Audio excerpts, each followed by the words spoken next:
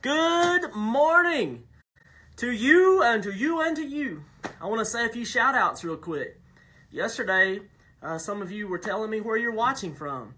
So I want to say a shout out to the Women's Talk group. Hi guys, it's good to be on your page. Thank you for your moderator who shares Pray First on your page. Also, I want to say a big shout out to the people who join us at the YMCA. I understand that, I think it's one of the meeting rooms or one of the conference rooms has been made available. I think it's at the Olive Branch YMCA here locally, where you can go and be a part of Pray First in the morning before you do your workout. So hey to you guys. The next thing I want to say is hey to all of y'all who come every day. Thank you so much. And thank you so much for sharing. There's like 40-something to 50-something shares a day, and that reaches people like you would not believe. I also got a message from South Mississippi yesterday that they're joining us, and it's just really cool. So I want to share this link right now, and we're jumping into a brand new study today because, listen, last night I was going to go back into words, and I just felt super encouraged not to go back into words. I think I just shared it right back on the same page. We're going to talk about something different.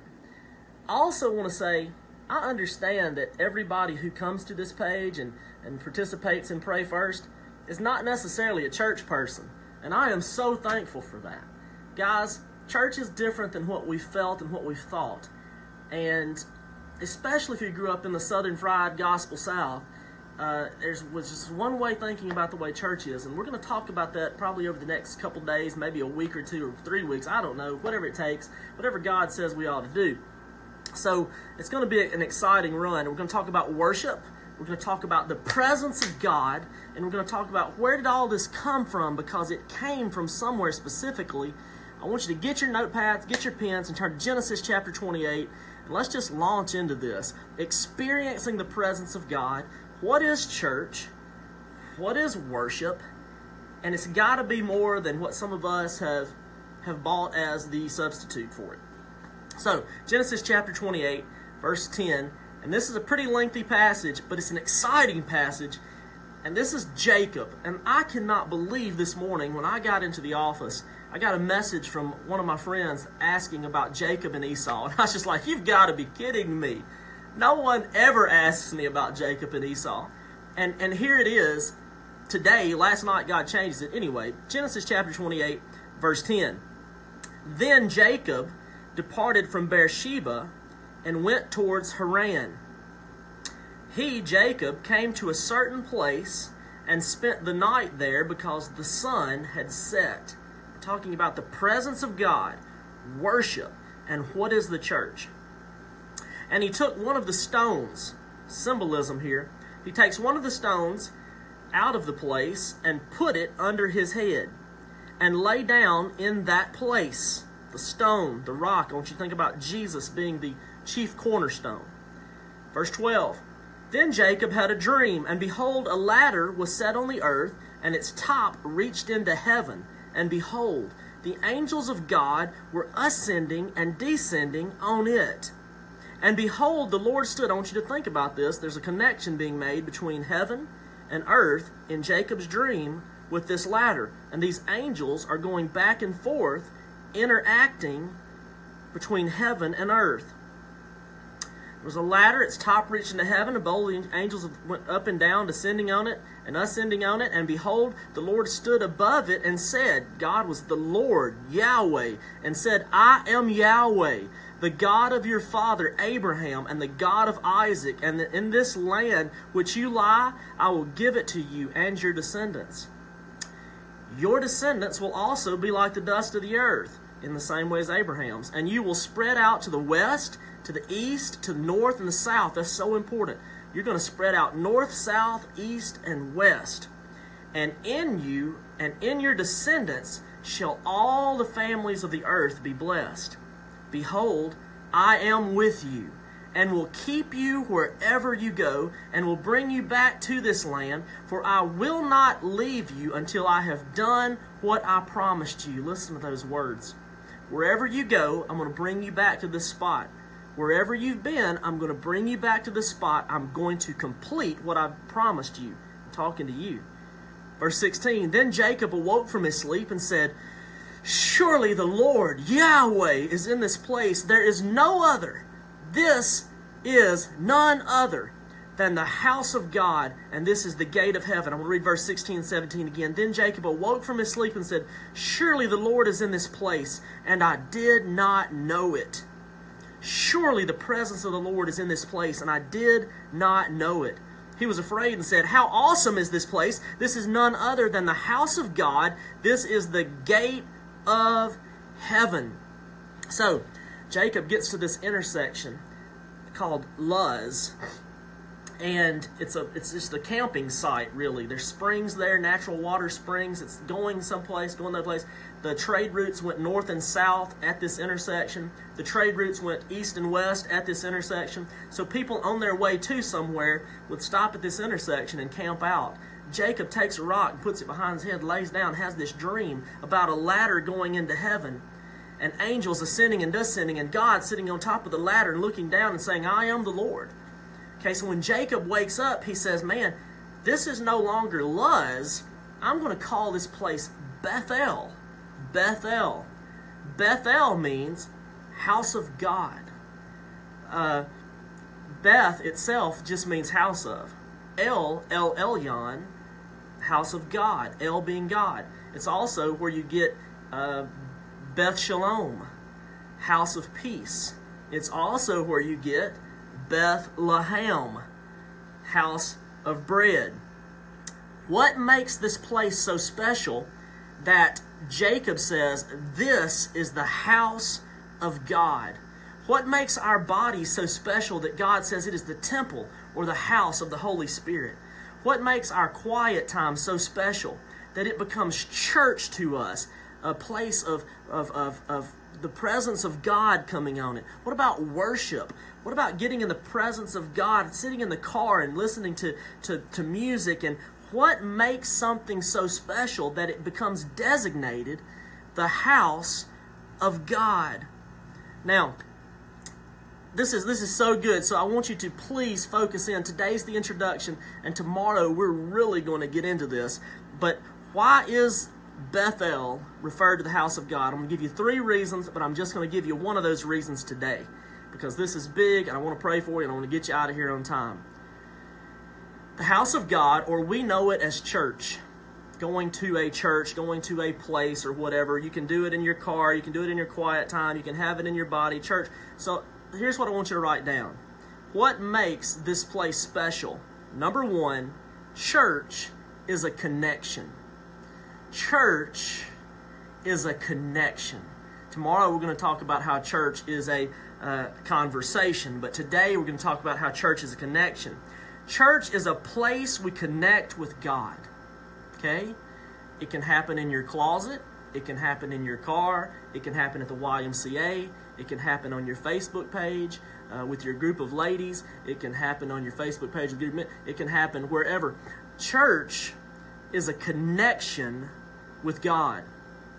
If you just go to church and all you hear is great worship and great teaching, you haven't had church. If you go to church and you sang the songs and you did this and you did that and you took notes and you shook your head up and down and you said amen and all these things and there was a fantastic light show and man, the teacher was on point today and the slides went so smooth, and you don't experience the presence of God and you don't connect with God, you have not been to church. There's a lot of people who've attended services for a long time, but they haven't been to church. And there's some people, this is going to shock the Southern Fried South Gospel, that hadn't been to church in a long time, but they experience the presence of God on a daily basis. Now, if we can get those two to combine, what a powerful thing it's going to be on the earth. Genesis chapter 28, verse 12. I want to specifically go there for a minute. Jacob had a dream, and behold, a ladder, symbolism, was set on the earth, and its top reached into heaven, and behold, the angels of God were ascending and descending on the ladder. Okay, in the New Testament, we see what that was. Anytime you read something in the Old Testament, I want you to understand, Jesus is found in both the Old and the New Testament. In the beginning was the Word was with God, the Word was God, the Word is God, the Word is Jesus. Jesus is this ladder. Jacob sees this ladder, and he sees the angels coming back and forth and interacting between heaven and earth, and God, Yahweh, sitting at the top of the ladder. He's put this rock here as this is the place where I meet with the presence of God. You need a place where you meet with the presence of God. It can be changing. It can be in your car one minute, your closet the next minute, and this weekend with a group of people, a corporate place where you come and meet with the presence of God. And there's reasons for that, but I can't go into that today. Anyway, there's a ladder. So in the New Testament, we see Philip, one of the disciples, going out and he's looking for Nathanael, his brother, and he finds Nathanael sitting on a tree and he says, Nathanael, I found the Son of God. I found the Messiah. And Nathanael's like, oh, Philip, is this another one of your religious experiences? And he kind of got up and went towards, and Jesus sees Nathanael and Jesus says, Nathanael, hey man. And then Jesus starts describing Nathanael. Nathanael's like, how do you know me? Jesus said, man, I've known you your whole life. I saw you sitting up under the tree when Philip come and got you. And Nathanael said, you've known me and you can describe me this detail? Surely you are the Son of God. And he said, Nathanael, listen, brother, if you think this is something, you haven't seen anything yet. If you think because I could describe your life that I'm the Son of God, I want you just to sit back, because what you're about to see in the next few years is going to blow you away. John chapter 1, verse 51, we go to that conversation. Jesus said to him, truly, truly, I say to you, you will see the heavens open and the angels of God ascending and descending on the Son of Man. Jacob said, this place is the house of God. Jesus said, I am the ladder. I am the way, the truth, and the life, and no one comes to the Father except up my ladder. I am the way to heaven, and the gates of hell itself cannot prevail against the church, against the place where the presence of God resides. It can be in you. It can be yourself. Every Israelite was very familiar with Jacob's ladder. Every one of them knew the stories. Every one of them read the passages and the tales. And he says, I am Jacob's ladder. Genesis chapter 28, verse 16. Then Jacob awoke from his sleep and said, surely the Lord is in this place, and I did not know it. That's not grammatically correct, is it? Surely the presence is present tense, and I did not know it past tense. You don't get A's and good marks for a sentence written with present and past tense. You got to keep your verbs and adverbs and everything, in line with the way you're talking. This may not be grammatically correct, but it is absolutely theologically correct. Jacob says, surely the presence of God was in this place. Surely the presence of God is in this place. I did not know it, but I know it now.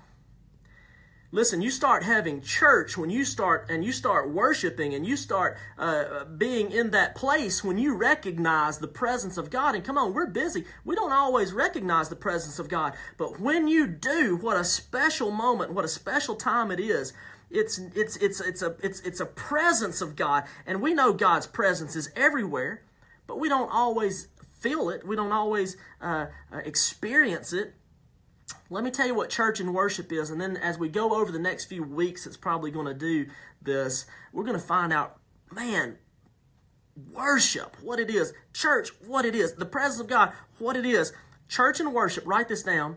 Church and worship is becoming aware of the presence of God. He said, this is the house of God. Jacob did about this rock, this stone at Bethel. He said, I'm naming this place the house of God because this is where I experience the presence of God. And remember, this can happen anywhere, and all of a sudden you can say, whew, the presence of God is in this place. And when the presence of God is in that place and you become aware, you begin to worship and you begin to experience what church is all about. If you've ever been to a church service, let me say this in closing. If you've ever been to a church service and did not experience the presence of God, you walked into it and you're like,